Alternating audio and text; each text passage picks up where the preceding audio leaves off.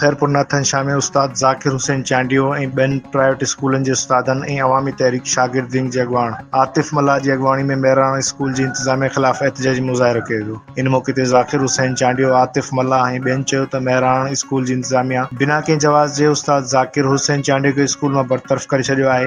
मेहराण school जी इंतिज़ामिया वक़्त बवक़्त उस्तादनि सां अहिड़ियूं ज़्यादतियूं कंदी रहे थी। हिननि इहो बि चयो त तालीम खाते जी पॉलिसी जी इनहराफ़ी कई पई वञे, 10% वारी पॉलिसी ते बि अमल न पियो कयो वञे। मेहराण स्कूल जी इंतिज़ामिया 2 महीननि जूं पघारूं बचाइण लाइ उस्तादनि खे बरतरफ़ करे रही आहे। हिननि चयो त मज़दूरनि खे सिंध हुकूमत जी पॉलिसी मूजिबि 35,000 मिलनि था, जॾहिं त उस्तादनि खे 10 खां 15,000 ते कमु वरितो पियो वञे। इहा हिकु पढ़ियल लिखियल उस्ताद जी तज़लील आहे। इहो ई सबबु आहे जो अॼु Khairpur Nathan Shah Mehran higher secondary school जी इंतिज़ामिया ख़िलाफ़ प्राइवेट उस्ताद रोडनि ते निकिरी आया आहिनि। हिननि चयो त दुनिया जो सस्ते में सस्तो मज़दूर उस्ताद आहे। साईं ज़ाकिर चांडियो खे स्कूल इंतिज़ामिया थ्रेट करे रही थी। उस्ताद खे कुझु बि थियो त ज़िम्मेवार स्कूल इंतिज़ामिया हूंदी।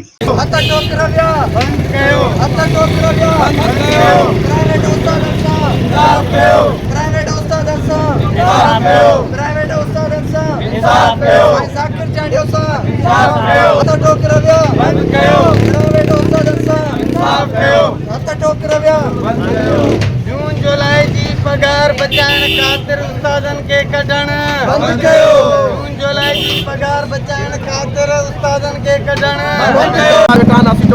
असांजे दोस्त ज़ाकिर चांडियो सां इंसाफ़ कयो वञे। प्राइवेट उस्तादनि सां इंसाफ़ कयो। मसइलो आहे मेहराण हायर स्कूल कैंशा जेको साईं खे पंहिंजो राइट ॾियनि नथा।